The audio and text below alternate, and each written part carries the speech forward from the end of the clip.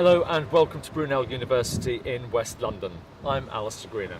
And I'm George Banner, and today we're going to be speaking with Professor Heinz Wolff. I'm Heinz Wolff, and I'm an emeritus professor of bioengineering at Brunel University. And we're going to be asking him about the Give and Take Care programme.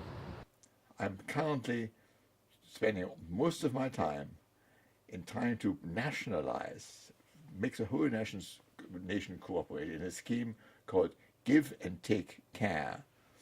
And the purpose of this is that we are facing an increasing number of frail elderly people who need caring, but there isn't really enough economic resource or enough people to do the caring.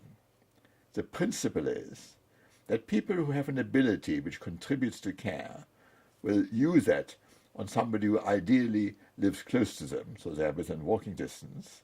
They will do this for a few hours a week, and for every hour which they spend, they get a credit on a special bank account of another hour.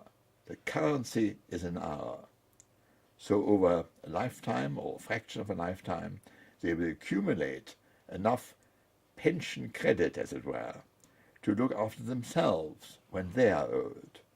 So it's a system which rolls on, doesn't basically use any money, and relieves the health service of a considerable burden. And the health service, I think, does need every bit of resource which you can put into it.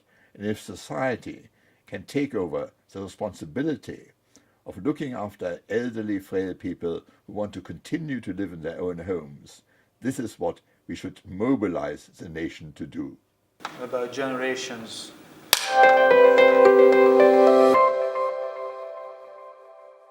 Given everything you've just told us, when do you believe that Give and Take Care has to be put into action?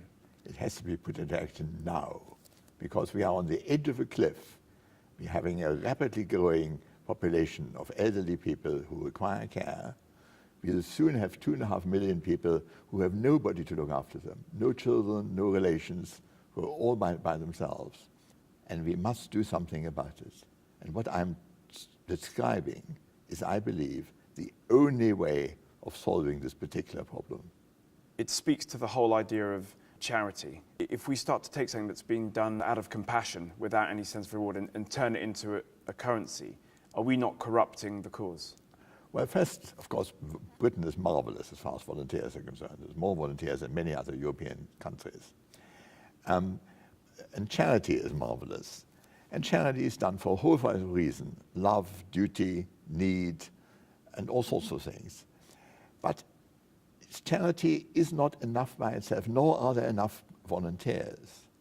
So one of the ideas of having a reward, making an investment, is to recruit many, many more people who will give us their hands and their ears and their empathy to look after frail elderly people.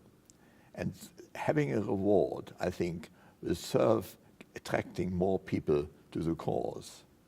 Now, this in no way reduce the goodness of being a volunteer, but love and need and empathy will still have to be present with everybody who really enters caring properly, because that's part of the atmosphere which a carer has to radiate. Let's say that I wanted to join Give and Take Care. I signed up today. What would happen then? Well, it depends what sort of person you were. If you were already a member of a charity, and like a magnificent charity like Age UK, for instance, right. They could run an AGM or an EGM or write you a letter or whatever, and they say, we've been offered this scheme, would you like to join? If you say yes, you would like to join, the charity would have to change its bookkeeping a little bit to record how many hours were actually being exchanged. But on the next day, you would do exactly the same thing. But now you would have made some process which would look after you when you are older. So you are better off, and the people who the charity normally serves are no worse off. And what about the people who don't work in the charity sector? Well, it's a question of attracting them. It is probably easier to attract people who are a bit worried about what's going to happen to them when they're older, if you do offer them a reward, who aren't necessarily charity people or who feel they haven't got the time. So as soon as you say what you are actually doing is creating a condition where you are safer when you are old yourself, somebody would actually look after you, you may well find that we have people who flock to the cause because now they can see that it not only makes sense, but it's exactly like buying themselves a money pension. If you buy a money pension, you give money to an organization who promise you a pension which may be too small or may be eroded by inflation when you're old. If you buy yourself a care pension by paying your premium in hours, you have a currency which can't be eroded by inflation and which is of such general nature that you know you're going to have that hour when you are old, irrespective of the kind of care which will actually be required by then. And then what about the people who say they don't want to be part of this, so they don't have any credits? What happens with them when they get older? Well, I can ask you the same question. What happens to people who don't enter the pension scheme? And I have no doubt that as we don't want people to starve in the streets, there will have to be a very low-grade way of supporting them. But it depends on the amount of economic health of the country.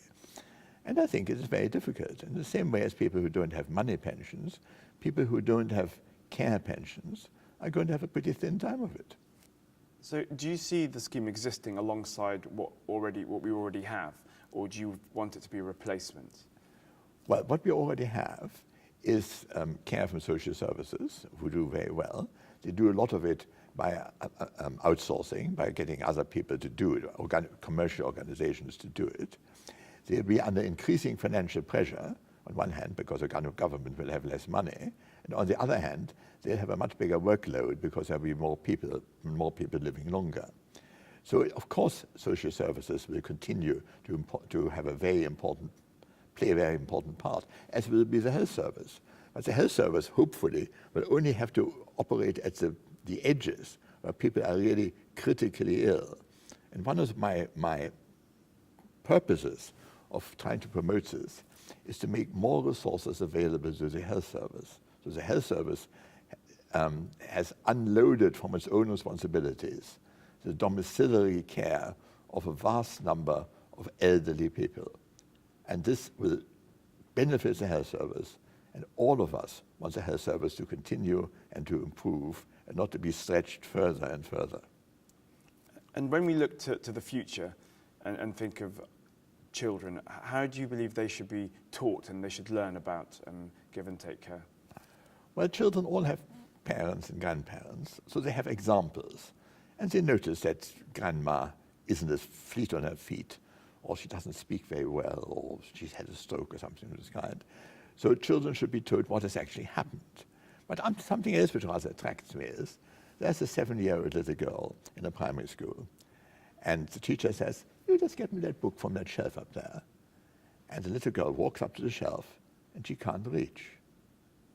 And the teacher should use this opportunity in saying, now imagine a little old lady who's bent and can't reach a shelf either.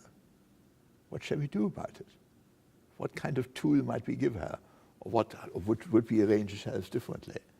So it is to be able to understand that many of the problems which children encounter are in fact also encountered by elderly people will be a very valuable educational tool to make the whole nation more caring.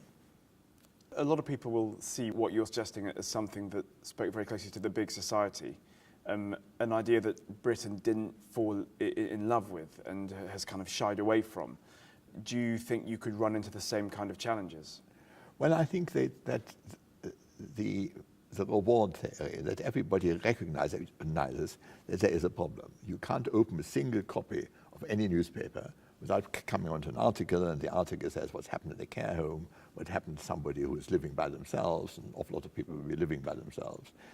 So the combination of recognizing that we have a critical problem, the combination of people having old relations who they know need care, and the fact that this is a way of making provision for their own care in the future, I think changes the scenario completely. And I hope that now, some years later, we will have a success, that people will be sensible and say it is irresponsible not to make some kind of, have foresight in what is going to happen to me when I'm old. And I have faith in the nation. Heinz, thank you very much for your time. It was a pleasure meeting you. Mucho.